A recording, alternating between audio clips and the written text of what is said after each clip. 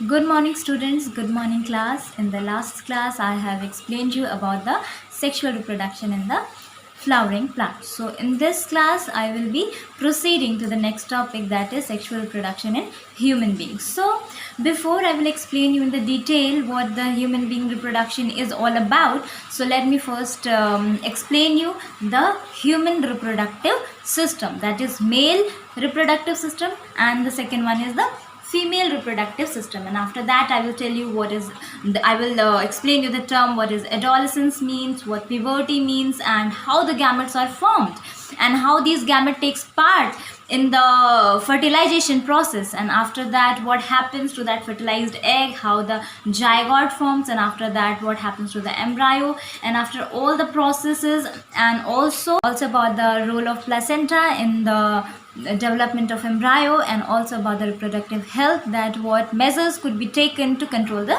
population. Okay, so let's start with the human reproductive system.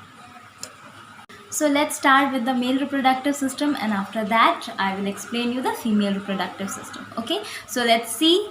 So, for explaining you the human male reproductive system, I have taken figure 8.10 of your NCERT book, page number 137. So, firstly, we will see the testis. So, testis is known as the primary sex organ here because it is the site where the formation of germ cells, the gamete, or you can say the sperms takes place. So, its main function is to produce the male gamete and to produce the sex hormones, testosterone. Okay. So now you can see it is scrotum. So the testes are situated outside the abdominal cavity within a pouch called scrotum. The scrotum helps to maintain the low temperature of the testes necessary for the spermatogenesis, or you can say the gametogenesis, for the formation of sperms. So the third structure, you see the vas deferens here. So vas deferens is a tube-like structure. So from both the testes, this tube-like structure, vas deferens, carries sperm to the seminal vesicle. So the duct vas deferentia carry the sperm to the seminal vesicle. So here the sperms are stored in the seminal vesicles temporarily. Okay. So fifth we see the prostate gland. So it is one of the male accessory gland. Thus the secretion of prostate gland nourishes and activates the sperm to swim. So the sixth structure we see is a penis. So penis is the male copulatory organ. In last, we will see the urethra. So, the urethra forms a common passage for both the sperm from the seminal vesicle and the urine from the urinary bladder. So, this is all about the human male reproductive system, and in the next we will see the human female reproductive system. So, first we will see the ovary. Why ovary? Because ovaries are the primary female sex organ that produces the female gamete, that is ovum. So ovaries are also in pair like the testes, so they are also 2 in number.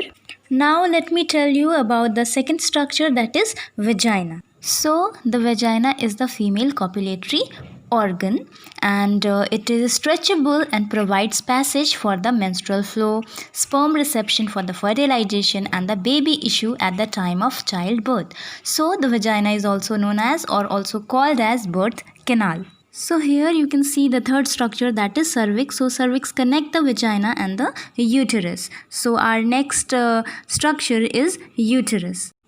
The uterus is a hollow, muscular and inverted pear-shaped structure. It lies in the pelvic cavity between the urinary bladder and the rectum. And अगर आप उस figure में देख सकते हो red colour से, उसमें कुछ रेड कलर का मार्क किया हुआ है, that is nothing but the wall of uterus. So if you see the wall of uterus, it is made up of 3 layers. The outer layer, it is known as perimetrium. The middle layer, it is known as myometrium, and the inner layer, it is known as endometrium. And lastly, you should know that the uterus is the main site for the menstrual cycle, for the fertilization, and for the embryonic development and etc. Okay. Now the last structure, the fifth one, we see the oviduct or fallopian tube, or you can say the uterine duct. So let's see, the oviduct are the female accessory duct, and the structure you see, the funnel shaped structure closer to the ovary, it is known as infundibulum, and the edges of the infundibulum possess finger like projections known as fimbriae. Okay, and these helps in the collection of ovum after the ovulation from ovum from that ovary. Okay, the infundibulum leads to the wider part of the oviduct called the ampulla. And one thing I'm gonna tell you which is very important, you must remember, that is the site of fertilization. What is the fertilization site here in the oviduct? So you see, fertilization of the ovum takes place in the upper portion of the fallopian tube, that is ampulla region where the fertilization takes place. So ampulla is a site of fertilization. So student, you have seen that the female reproductive system mainly consists of vagina, cervix, uterus, ovary and oviduct. Okay? So students, as this topic was so easy and interesting, I hope you have understood it well. So till then you keep revising, and okay, thank you. Thanks for watching. Please like and subscribe.